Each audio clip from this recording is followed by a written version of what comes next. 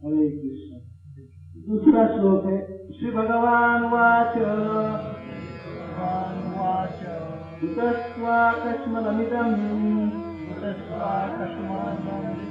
विषमे समुपास्थितं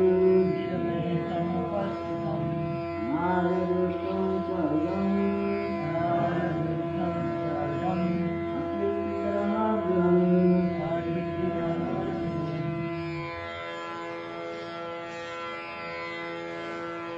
ओम अज्ञानतिमिरान्धस्य ज्ञानाञ्जनशलाकया चक्षुरुन्मिलितं येन तस्मै श्रीगुरुवे नमः। श्रीचैतन्यमनोभीष्टं स्थापितं येन भूतले स्वयं रूप कदा मह्यं ददाति स्वपदान्तिकं।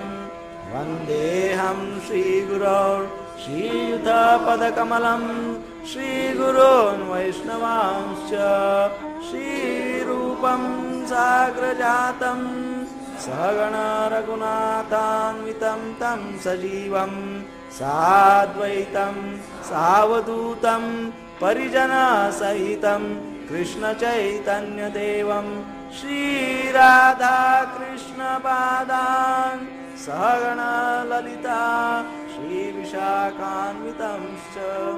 हे कृष्ण करुणा सिंधो दीनबंधो जगत्पते गोपेश गोपिका कांत राधा कांत नमोस्तुते। तप्त कांचन गौरांगी श्रीराधे वृंदावनेश्वरी वृषभानुसुते देवी प्रणमामि हरिप्रिये। वाञ्छाकल्पतरुभ्यश्च कृपा सिन्धुभ्यैव च पतितानां पावनेभ्यो वैष्णवेभ्यो नमो नमः। जय श्री कृष्ण चैतन्य प्रभु नित्यानंद श्री अद्वैत गदाधर श्रीवासादि गौर भक्तवृंद। हरे कृष्ण कृष्ण कृष्ण हरे हरे हरे राम राम राम हरे हरे। श्रील प्रभुपाद की जय। भगवान वाच तो श्री भगवान लास्ट टाइम हमने चर्चा की है पिछले शुक्रवार को। श्री भगवान कौन है? श्री भगवान कौन है? हाँ, जोर से बोलिए। डाउट है क्या कुछ? तो जोर से बोलिए। श्री कृष्ण भगवान की। अभी कोई डाउट नहीं हो गया, भगवान श्री कृष्ण है। तो श्री कृष्ण भगवान कैसे, इसके ऊपर चर्चा हुई है। भगवान का नाम भगवान श्री कृष्ण। श्री भगवान वाच पहली बार भगवत गीता में दूसरे अध्याय के दूसरे श्लोक में बताया गया है ना। तो इसमें हमने चर्चा की थी इस प्रकार से भगवान भगवान है।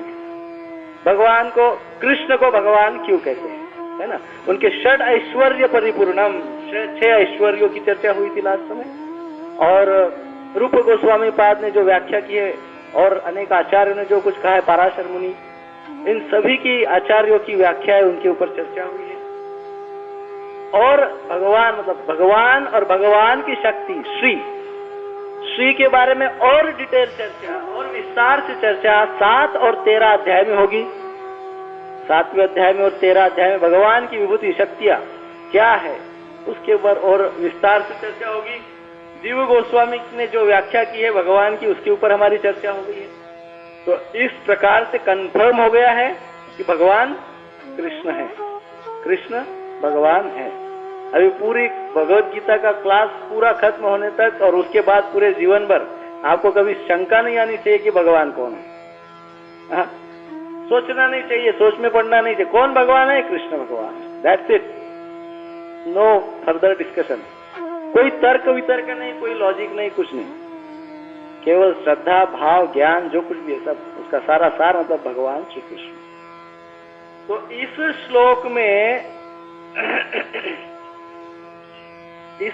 में कहा है कुतस्त्वा कश्मलमिदं विषमे समुपस्थितम अनार्यम अजुष्टम अस्वर्ग्यम अकीर्तिकरम। अर्जुन पहले अध्याय में पूरे अध्याय तक अर्जुन बोलता रहा अनेकों तर्क कहे, अनेकों प्रश्न सामने उपस्थित किए, अनेकों परेशानियां बताई, कितने कष्ट है, कितनी परेशानियां है, किस प्रकार से आप मुझे युद्ध करने के लिए बोल रहे हो, कौन से कायदे से आप मुझे युद्ध करने के लिए बोल रहे हैं। हाँ कृष्ण, इसका कौन सा नियम है, क्या कायदा है, कैसे मैं युद्ध करूं, किस लिए युद्ध करूं। इस प्रकार से अर्जुन भगवान के साथ आर्ग्यूमेंट कर रहे, कृष्ण के साथ आर्ग्यूमेंट कर रहे। अब यहाँ पे भगवान देखो कैसा उत्तर देते। कभी भी उत्तर कैसा होना चाहिए, स्ट्रेट फॉरवर्ड। एक बार किसी को भी प्रश्न जब पूछा जाता है तो उत्तर कैसा होना चाहिए, एकदम स्ट्रेट फॉरवर्ड। सामने जो व्यक्ति प्रश्न पूछ रहा है उसको क्लियरिटी हो जाए, क्लियर हो जाए कि ये उत्तर है कि नहीं।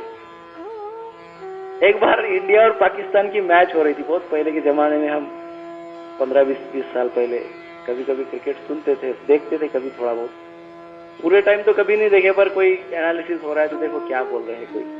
तो पाकिस्तान और भारत की मैच चल रही थी, मतलब होने वाली थी, और उस समय कपिल देव को बुलाया गया। अब कपिल देव से मेरी कोई पर्सनल दुश्मनी नहीं है, पर ये मैंने सुनी हुई बात बता रहा हूं। तो कपिल देव को पूछा गया कि इस मैच में कौन जीतेगा, आपको क्या लगता है कौन जीतेगा। तो कपिल देव उत्तर दिए, वो कहे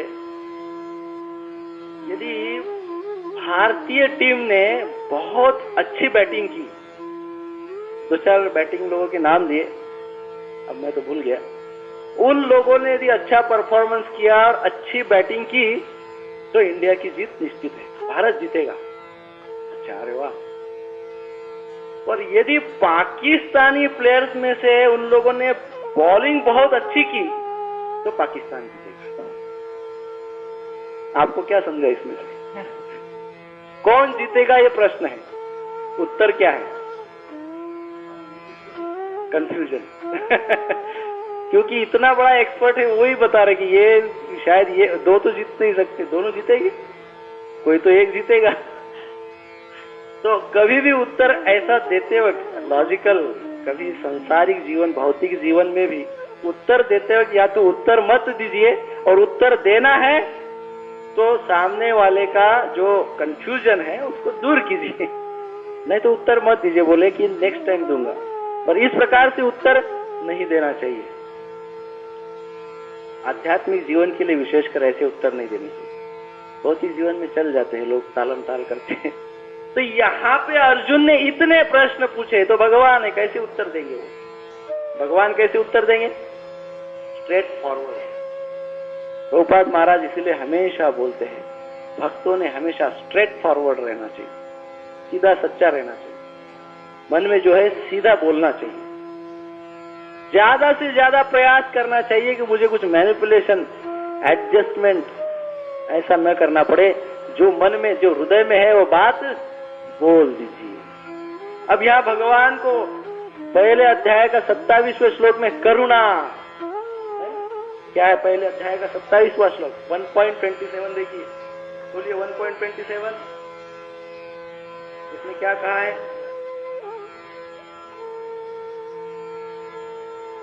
1.27 तान् समीक्षस्त कौन्तेय सर्वान् बन्धुनवस्थितान् कृपया परया विष्टो विषिदत्। मतलब जब कुंती पुत्र अर्जुन ने मित्रों तथा संबंधियों की इन विभिन्न श्रेणियों को देखा तो वह करुणा से अभिभूत हो गया। क्या हो गया, करुणा से अभिभूत हो गया। वो करुणा से अभिभूत हो गया, उसका उत्तर भगवान इस श्लोक में क्या देते हैं, देखा आपने श्लोक क्या है, कश्मलमिदम। करुणा आ गई आपके मन में, कश्मल, उसका उत्तर भगवान दे रहे कश्मल। कश्मल प्रभुपाद महाराज उसके अर्थ में बताते, कश्मल का अर्थ है गंदगी, अज्ञान, गंदगी। कृष्ण उनको उत्तर स्ट्रेट फॉरवर्ड दे रहे, ये नहीं बोल रहे अच्छा करुणा आ गई आपके मन में, अच्छा अच्छा ऐसा है क्या, ऐसा कुछ नहीं, सीधा ये गंदगी कहां से आ गई तुम्हारे मन में ये अज्ञान तुम्हारे मन में कहां से आ गया, बुद्धि कहां भ्रष्ट हो गई तुम्हारी, ऐसा उत्तर दे रहे भगवान, स्ट्रेट फॉरवर्ड आंसर है ना। इसका विस्तार से चर्चा बाद में तीसरे दूसरे आगे के श्लोक में बहुत विस्तार से बताया है कि क्यों ये अज्ञान है करके। पर शुरुआत कैसे की है देखो, भगवान इस प्रकार से जो उत्तर दे रहे हैं उसका उत्तर पूरा विवरण के साथ आगे बता रहे हैं कि क्यों वो ऐसा बोल रहे हैं। पर शुरुआत कैसे की है देखिए, एकदम कॉन्फिडेंस के साथ, एकदम क्या ऐसा गलत बोल रहे हो, अधर्म की बात कर रहे हो, विपरीत बात कर रहे हो, मूर्ख हो, अज्ञानी हो। इसका अर्थ ये होता है ये गंदगी अज्ञान कैसे आ गया तुम्हारे, कश्मलमिदम, इसमें लिखा है कश्मलमिदम, मतलब हे अर्जुन तुम्हारे मन में यह कलमश आया कैसे। कश्मलम का अर्थ है मतलब पहले अध्याय के 27वें श्लोक का ये उत्तर है, कश्मलम। अब आगे क्या है, कश्मलमिदम विषमे समुपस्थितम, विषम परिस्थिति में इस प्रकार से अज्ञान कैसे आ गया। जब विषम परिस्थिति आती है, डेंजरस सिचुएशन आती है, तो उस समय ज्ञान आना चाहिए मन में, है कि नहीं। क्या आना चाहिए, अज्ञान की ज्ञान। एकदम फ्रस्ट्रेट हो गए हैं, भयंकर डेंजरस परिस्थिति आ गई, तो उस समय ज्ञान से, शांति से काम लेना चाहिए, ज्ञान बुद्धि का वापर करना चाहिए, नहीं कि अज्ञान का वापर। तो ऐसे समुपस्थितम, ऐसे परिस्थिति में जब ज्ञान की आवश्यकता है, तुम अज्ञानी कैसे बन रहे हो, कैसे आ गया ये, कहां से आया। फिर आगे कहते अनार्यम। अभी अनार्यम देखिए, ये पहले अध्याय का 31 से लेके तो 35 श्लोक क्या है, भौतिक सुख चाहता है अर्जुन। पहले अध्याय के 31 से 35 श्लोक किस लिए, क्या है विषय उसमें, अभी आपने उत्तर दिए थे, क्या है, भौतिक सुख की प्राप्ति। देखिए 135 न च श्रेयो अनुपश्यामि हत्वा स्वजनमाहवे न कांक्षे विजयम कृष्ण न च राज्यम सुखानि च सुख। तो बात करें, कृष्ण इस युद्ध में अपने ही स्वजनों का वध करने से न तो मुझे कोई अच्छाई दिखती है और न मैं उससे किसी प्रकार की विजय या राज्य की सुख की इच्छा।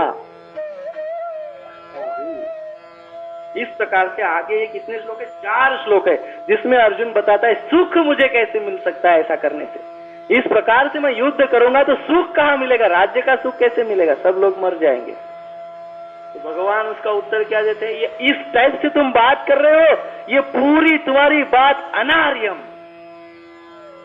पहले बोले क्या, पहला शब्द क्या कहा, कश्मलम, अब कह रहे अनार्यम। अनार्यम का अर्थ है तुम तो जीवन के मूल्य को ही नहीं जानते हो। यदि तुम इस टाइप की बात करते हो, इस प्रकार से तुम समझ रहे हो कि तुमको राज्य का सुख नहीं मिलेगा युद्ध करने से, तो इसका तो अर्थ सीधा ये होता है कि तुम अनार्य हो, मतलब तुम जीवन के मूल्य को ही नहीं जानते, जीवन की कोई वैल्यू ही नहीं है तुम्हारे पास, जीवन के वास्तविक मूल्य को ही नहीं जानते हो। मतलब ये जो 4 श्लोक है सुख, उसका उत्तर एक शब्द में भगवान कृष्ण ने दे दिया, अनार्यम। सारे 4 श्लोक में जो बार बार अर्जुन ने किया बोगस, अनार्यम, उसमें कोई लाइफ का कुछ तुम इसेंस ही नहीं जानते हो, जीवन का क्या वास्तविकता है वो ही नहीं जानते। फिर आगे भगवान क्या कहते हैं, 1.36 to 38, उसमें अर्जुन क्या कह रहे हैं, ऐसे पाप कार्य मैं करूंगा तो वो जो फल प्राप्त हो गया उस फल से वो भयभीत है, डर गया है। पाप कहता है कि ये मैं करूंगा तो पाप करूंगा, और पाप करूंगा तो फल मिलेगा, और फल मिलेगा तो डेंजरस फल मिलेगा, भयंकर फल मिलेगा, तो मेरी दशा क्या हो जाएगी। तो भगवान उसका उत्तर क्या देते, ओ कीर्तिकरम, अरे यदि तुम नहीं करोगी, इसको पाप समझते हो, मतलब मेरी आज्ञा को पाप समझते हो। जो मैंने बोला है, जो मेरा उद्देश्य है, यदि वो तुम्हारा उद्देश्य नहीं है, और मेरे उद्देश्य को यदि तुम पाप समझते हो, तो अकीर्तिक्रम, तीनों लोगों में तुम्हारा नाम खराब हो जाएगा। अकीर्ति, कीर्ति नहीं रहेगी कुछ भी, हा? अपयश हो जाएगा, अपयशी हो जाएंगे। मतलब हमको करना क्या है, भगवान यहाँ क्लियर बता रहे हैं, भगवान कह रहे कि कोई भी बात मेरे उपदेश के विपरीत नहीं करना है।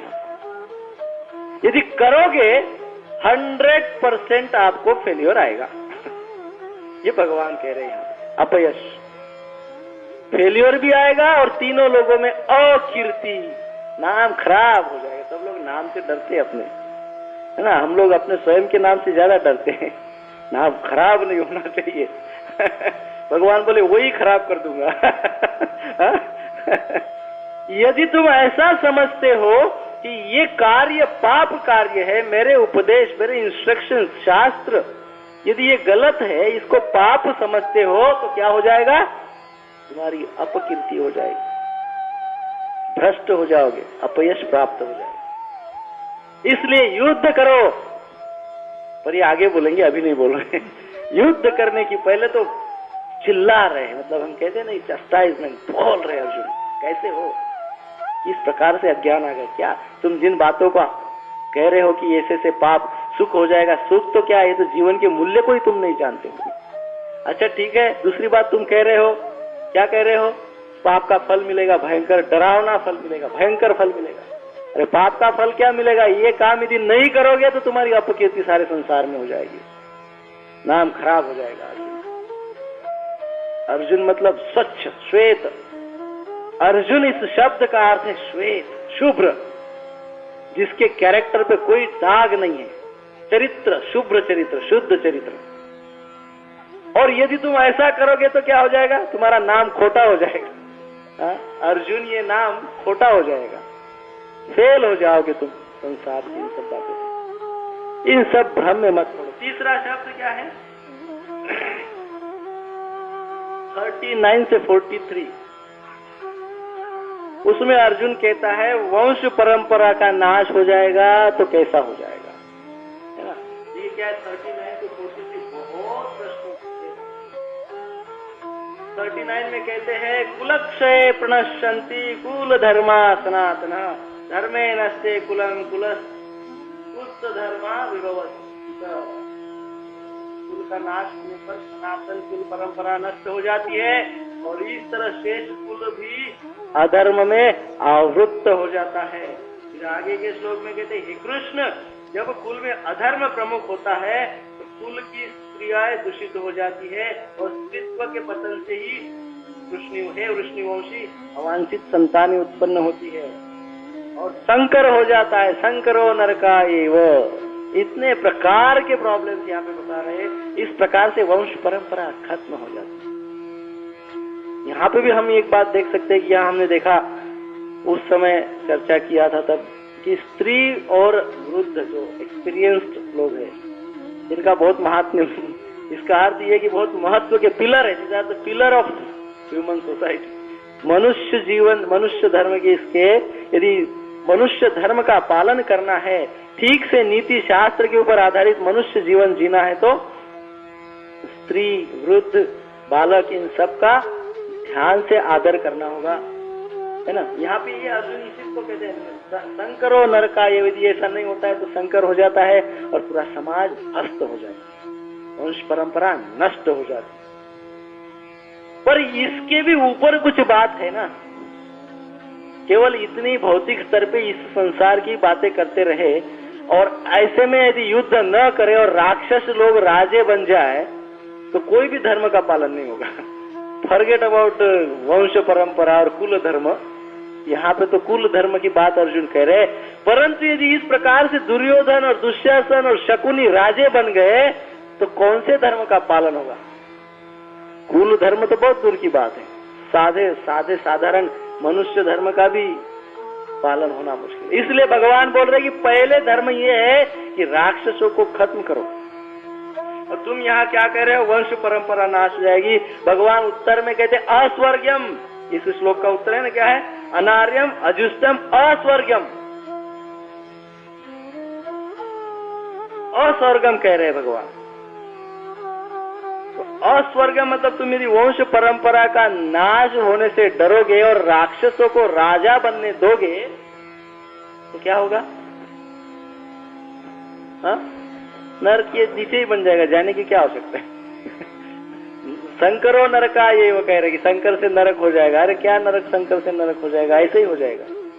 तुम यदि युद्ध नहीं करोगे तो राक्षस वैसे ही नरक बना देंगे जीवन को। इसलिए कह रहे किस प्रकार से यह ज्ञान तुम्हारे अंदर आज की स्थिति में आ गया, ऐसे जबकि ज्ञान आना चाहिए। इसलिए अर्जुन को भगवान यहाँ पे बहुत स्ट्रिक्टली समझा रहे हैं। और ये समझाते वक्त आप यदि देखें तो भगवान का आवेश इन शब्दों से पता चलता है कि भगवान को कितना कंसर्न है इन सब बातों से। भगवान दिखा रहे कि कैसे होगा तुम इस प्रकार से, यदि कोई जीव इस प्रकार से बुरा सोचने लगता है, विपरीत मार्ग में जाने का प्रयास करता है और उस दिशा में सोचने लगता है, तो भक्तों को, विशेषकर प्रभुपाद महाराज के बहुत से हम कथाएं सुनते हैं, उनको बहुत दुख होता है। वो किसी भी प्रकार से कैसे भी करके वो जो विपरीत मार्ग में जाने वाले व्यक्ति को समझाते कि अरे नहीं भैया, क्योंकि भगवान भी देखो इतने क्रोधित हो गए, इनको अंदर से बड़ा क्रोध आ रहा है, पर उन्होंने ऐसा नहीं किया कि अर्जुन को पकड़ा जोर लगाया, चल छोड़ो बाण, ऐसा नहीं किया। समझा रहे हैं, अज्ञान को दूर कर रहे हैं। पहले ही बोल रहे कि तुम्हारे अंदर मूर्खता के जैसा विचार क्यों आया, तो हम लोग तो सोचे ये तो मूर्ख है, छोड़ो इसको जाने दो। ऐसे ही सोचते ना हम क्या सोचते हैं, तो मूर्ख है, ये तो मूर्ख है, ये तो भक्ति में नहीं है, ये तो जप नहीं करता है, ये तो कुछ नहीं करता है, ये तो गलत संग में, ये तो ऐसा है, ये तो वैसा है। इसको क्या बताने का, इसको क्यों समझाने का? भगवान कृष्ण पूरे 46 इतने पहले अध्याय में इतने सारे श्लोक सुन के उनको कंटल आ जाना चाहिए था। उन्हें सोचना से जाए हुई तुम युद्ध मत करो, मैं अभी चक्र छोड़ देता हूँ, काम खत्म। कहाँ है मूर्खों के चक्कर में पड़े, ऐसा सोच सकते थे वो। हम जैसा नॉर्मली सोचते हैं क्या इतनी बार बोल लेते, एक बार भी जप नहीं करता है, छोड़ो इसको, हटाओ, क्या इतना अज्ञानी है। सोचिए यदि भगवान कृष्ण ऐसा सोचने लग जाए हमारे जैसा, थोड़ी देर के लिए सोचिए। जैसे हम लोगों का त्याग करते हैं, छोड़ते, हेट क्राइटेरिया, द्वेष, किसी भी कारण से, मैं श्रेष्ठ वो कनिष्ठ, या मैं अच्छा वो बुरा, मैं भक्त वो अभक्त, है ना। तो ऐसा द्वेष मेरे अंदर यदि आ गया तो मैंने थोड़ी देर के लिए ये सोचना चाहिए कि यदि भगवान ने ऐसा सोचा तो ये मेरा भक्त है, ये मेरा भक्त नहीं है। बस बोरिवली कांदिवली एरिया में ऑक्सीजन सप्लाई होगा, इधर सत्संग होता है, तो कांदिवली आगे मलाड अंधेरी तक कोई ऑक्सीजन सप्लाई नहीं होगा। ऐसा कृष्ण सोचते हैं। कितना भी अज्ञानी होने दीजिए, कितना भी भ्रष्ट व्यक्ति होने दीजिए, भगवान बायस नहीं है। देखिए हिरण्यकश्यप और प्रहलाद महाराज, इतना प्रताड़ित किया प्रहलाद को, हाँ? कम टॉर्चर किया प्रहलाद महाराज को, इतना मतलब गरम तेल में डाल दिया, ऊपर पहाड़ी से नीचे फेंक दिया, हाथी के पैर के नीचे तुड़वाया अपने ही बच्चे को। इतना प्रताड़ित क्यों भगवान ने इतना सहन किया, क्यों? हो सकता था वो एक भी बार उनको कष्ट न होने देते और तुरंत आते और चक्र छोड़ के सब काम फिनिश। नहीं, सुपर सॉल्यूशन है भगवान के पास, पर भगवान ने ऐसा नहीं किया। भगवान ने पूरा हर टाइम प्रहलाद महाराज की रक्षा की, हर समय। परंतु उस प्रहलाद महाराज के पिताश्री, क्या नाम है उनका? अच्छा, हिरण्यकश्यपु जो किया वो करने दिया। हिरण्यकश्यपु ने सोचा फेंक दो, ठीक है फेंक दो। उन्होंने ये नहीं किया कि हिरण्यकश्यपु को रोका, नहीं, हिरण्यकश्यपु ने फेंका, इन्होंने बचाया। उन्होंने हिरण्यकश्यपु को भी फ्रीडम दिया, ठीक है जाओ करो, बायस नहीं है, तुमको भी मैं सपोर्ट करता हूं, जाओ। अभक्तों को भी सपोर्ट करता हूं, भक्तों को भी सपोर्ट करता हूं, बायस नहीं, किसी का भी साइड नहीं लेता हूं, किसी का पक्ष नहीं लेता हूं, पक्षपात नहीं करता हूं, सबको मैं समान अधिकार, परंतु प्रेम भक्तों से करता हूं, फैसिलिटी सबको देता हूं। भगवान कहते हैं फैसिलिटी सबको देता हूं, प्रेम भक्तों से करता हूं। और प्रेम की वजह से वो रक्षा करते हैं, रक्षण करते हैं भगवान बार बार। प्रहलाद महाराज से प्रेम था भगवान, है ना। तो हिरण्यकश्यप कुछ भी करे वो करने देते और ये जाके बचा लेते। पहाड़ी से नीचे फेंक दिया, नीचे जाके उनको बचा।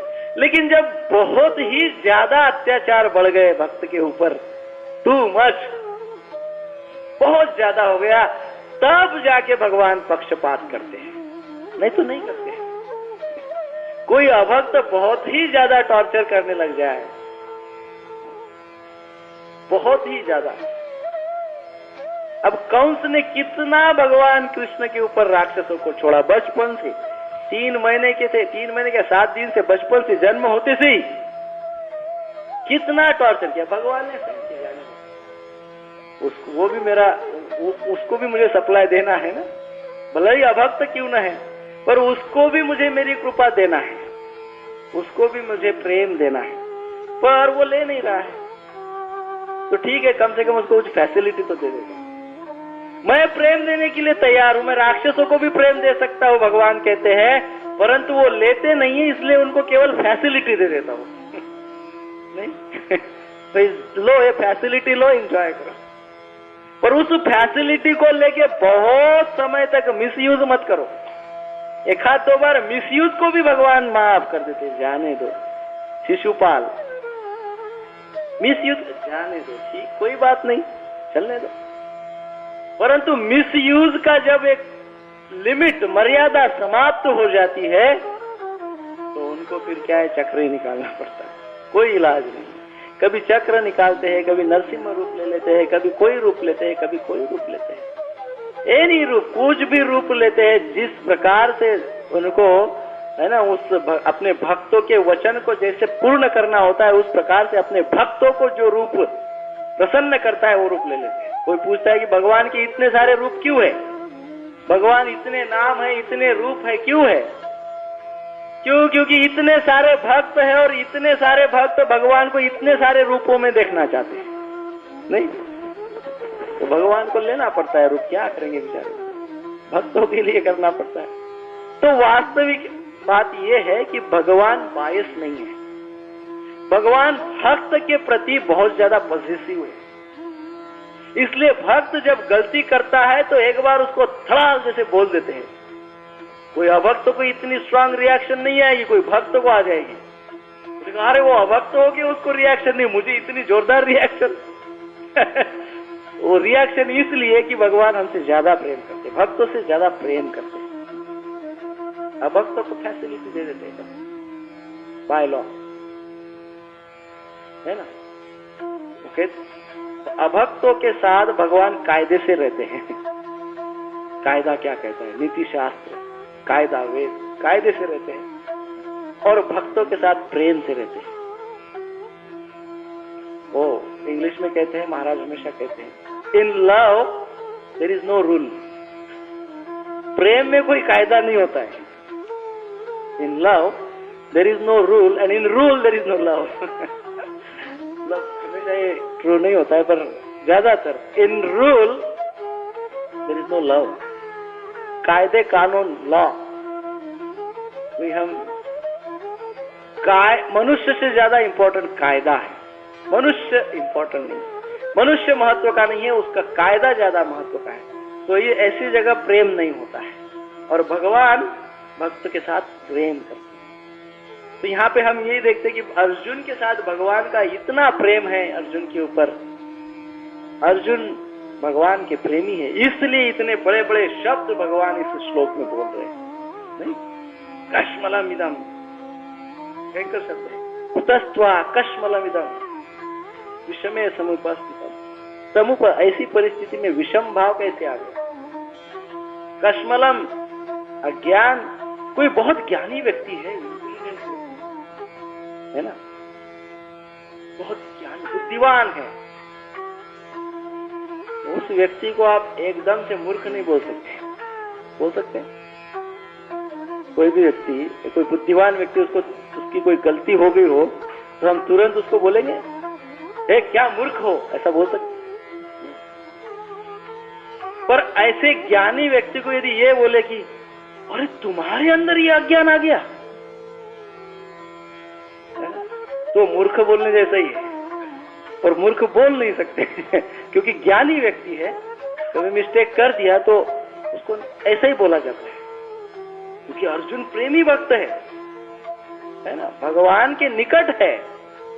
उनको यदि भगवान तुरंत बोले हे मूर्ख हो तुम, ऐसे हो, ऐसा नहीं बोले, उन्होंने क्या बोले, तुम्हारे अंदर अज्ञान कैसे आ गया, मतलब तुम तो ज्ञानी हो, इसका अर्थ ये होता है तुम्हारे अंदर विषम परिस्थिति में अज्ञान क्यों आ गया। तो किसी को टॉर्चर करना हो, भाषा में भी बोलना हो, कोई गलत बोलता है उसको सही करना हो तो बोलने का ढंग ऐसा होना नहीं, फटाक से नहीं बोलने चाहिए क्या तुमने गलती कर दिया, मूर्ख हो, ऐसा नहीं बोलना चाहिए।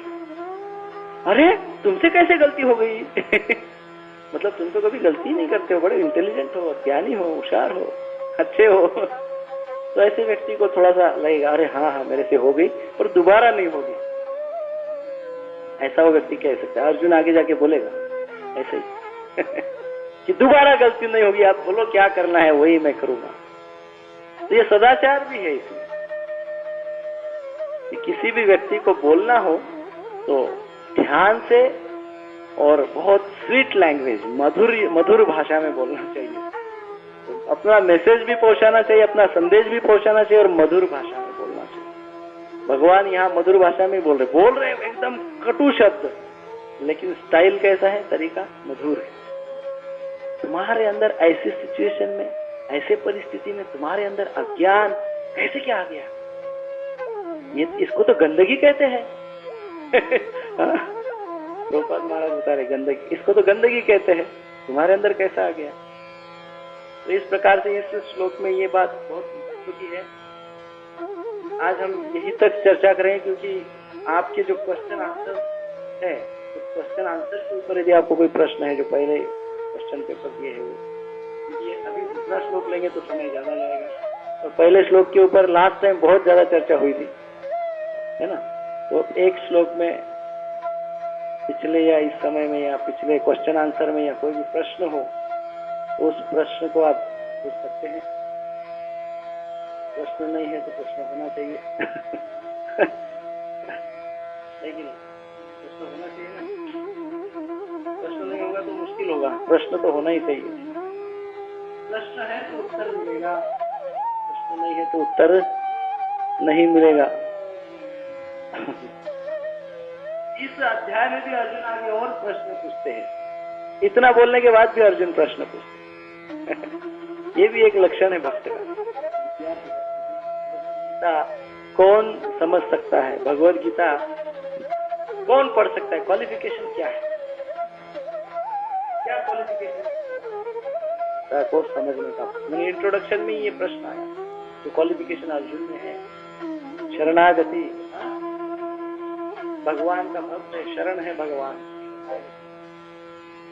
भगवान को भगवान मानना, भगवान का भक्त होना, भगवान के शरण जाना, भगवान से संबंध रखना और फिर ज्ञान प्राप्त करना। तो इस प्रकार से अर्जुन में ये सारी बातें, भगवान को शरण है, ज्ञान प्राप्ति का मार्ग जानते हैं, और इसलिए भगवान इतना बोलने पर भी वो फिर प्रश्न पूछते हैं। अब भगवान ने जो बोला है उसी के ऊपर प्रश्न पूछता है। अब इस श्लोक से आगे आपको एक थोड़ा बहुत चेंज ये समझ में आएगा। पहले अध्याय में अर्जुन ने केवल अपने तर्क वितर्क के ऊपर आधारित जो देखा उसके ऊपर आधारित प्रश्न पूछे हैं। दूसरे अध्याय में अब भगवान जो बोल रहे हैं, लगभग आधा अध्याय 30-32 श्लोक के बाद जो भगवान ने बोला है वो बोलने के ऊपर प्रश्न पूछेंगे। मतलब हमारा संप्रदाय ऐसा है कि बोलने के ऊपर प्रश्न पूछना, कोई कुछ भी प्रश्न होना चाहिए कि ये क्या है शास्त्र, ये क्यों इस प्रकार से प्रश्न पूछे जाते हैं, उससे हमारा आध्यात्मिक लाभ क्या है। प्रश्न कई बार हम क्लास में देखते हैं लोग ऐसे प्रश्न पूछते हैं कि उनको पता ही नहीं होता है कि प्रश्न क्या हो, मतलब प्रश्न क्यों पूछना है ये भी नहीं पता। इतने घटिया स्तर के प्रश्न मतलब कि जिसका कोई संबंध नहीं है। प्रश्न इसलिए पूछना चाहिए, वो प्रश्न का उत्तर जब मिल जाता है तो अपनी आध्यात्मिक प्रगति हो जाती है। तो अपने आध्यात्मिक प्रगति के लिए प्रश्न पूछना चाहिए। आध्यात्मिक प्रगति के लिए प्रश्न पूछेंगे तो हमारी आध्यात्मिक प्रगति होगी। और हमारे केवल चर्चा के लिए, तर्क वितर्क के लिए प्रश्न पूछेंगे तो हम ट्रैप में फंस जाएंगे। वो जाल, बहुत बड़ा जाल है तर्क वितर्क का। वो तर्क वितर्क के जाल में हम फंस जाएंगे, क्योंकि हम सुनेंगे नहीं। जब हम प्रश्न पूछेंगे आध्यात्मिक प्रगति के लिए तो उत्तर सुनने का हमारे अंदर लालसा रहेगी, पर हम आध्यात्मिक प्रगति के लिए यदि उत्तर प्रश्न नहीं पूछेंगे और तर्क वितर्क के लिए प्रश्न पूछेंगे तो उत्तर के ऊपर हमारा ध्यान नहीं रहेगा। ये बात 100% है। जो उत्तर दिया जा रहा है उसके ऊपर हमारा 100% ध्यान नहीं रहेगा। तो तर्क के ऊपर और दूसरा तर्क कैसा करना है उसकी बातें मन में चलती रहेगी, और जो उत्तर दिया है उसके ऊपर ध्यान नहीं रहेगा। जो एग्जाम ली जाती है वो इसीलिए ली जाती है कि श्रवण कैपेसिटी ऑफ लिसनिंग पावर,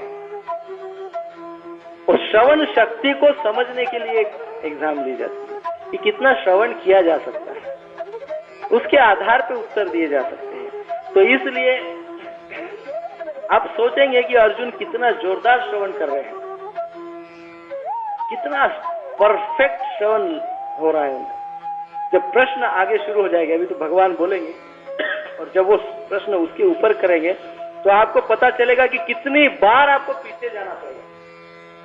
आज तो एक एक शब्द है, हम केवल 2-4 पेजेस ही पीछे गए। 39 मतलब पहले अध्याय के कुछ श्लोक जो है 30, 46, 43 तक, मतलब 10-12 श्लोक ही हम पीछे गए, 12-15 श्लोक। अब इसके बाद तो ऐसा होगा कि आपको तीसरे अध्याय का श्लोक अर्जुन ने कुछ ऐसा पूछा जो भगवान ने दूसरे अध्याय में बोला था। आप सोच सकते हैं कि अर्जुन की श्रवण शक्ति कितनी है, कितना परफेक्ट श्रवण है। हमारा श्रवण परफेक्ट चाहिए, कोई विचार नहीं चाहिए, कोई तर्क नहीं चाहिए, कोई प्री कंसीव्ड नोशन, पहले से ही कोई आइडियाज नहीं चाहिए। ये तो ऐसा ही होगा, ऐसे ही हिसाब से ये बोलना चाहिए है ना। भगवत गीता भी सुनने के लिए बहुत से लोग आते हैं 5 डेज कोर्स में, तो वो प्री कंसीव्ड रहते कि अब ये भगवत गीता यदि ये इस टाइप से बोलेंगे तो 5 दिन हम बैठेंगे, इस टाइप से यदि ये नहीं बोलेंगे तो दूसरे दिन ही हम गुल हो जाएंगे मतलब तर्क वितर्क। यदि अर्जुन ऐसा सोचता तो मेरे हिसाब से यदि ये उत्तर देंगे तो ही मैं आगे जाऊंगा, इनकी बात सुनूंगा, नहीं तो यहीं से इस रथ के ऊपर से जंप मार के भाग जाऊंगा मेरा सारा गांडीव धनुष्य सब इन्हीं के हवाले करके भाग जाऊंगा। ऐसे नहीं होता है सुनना श्रवण। तो इस प्रकार से श्रवण करना चाहिए। पूरी भगवत गीता का इस श्लोक से आगे बहुत महत्व का है, एक भी क्लास मिस मत कीजिए, क्योंकि ये चर्चा है। अभी आगे पीछे बहुत होगा। अब ये जो भगवान ने उत्तर दिए, अनार्यम अजुष्टम अकीर्तिकरम अर्जुनम, ये सब जो है ये केवल एक एक शब्द में दिए, अभी विस्तार से उत्तर है। भगवान विस्तार से उत्तर देते। तो अर्जुन के कितने प्रश्नों के उत्तर मिले आज? कुछ मिले। जैसे एग्जाम होती है उसमें 3-4 टाइप के प्रश्न होते हैं। पहले कुछ 10 मार्क के प्रश्न होते हैं, आंसर आपको उत्तर देना है एक सेंटेंस में, है ना, एक वाक्य में उत्तर दीजिए, ऐसे कुछ प्रश्न होते हैं। तो भगवान ने अभी अर्जुन के प्रश्नों का एक वाक्य में उत्तर दिया है। अब कुछ प्रश्न होते हैं विस्तार से उत्तर दीजिए, खाली जगह को आपको भरना है। तो चारों प्रकार के प्रश्नों के उत्तर भगवान देते हैं। और यहाँ पे आज हमने केवल क्या उत्तर सुना है? Give answer in 1 sentence. भगवान ने पहले तो 1 सेंटेंस में उत्तर दिया है, अभी डिटेल में होगा। तो ये ध्यान में रखिए कि कौन से श्लोक का क्या उत्तर है।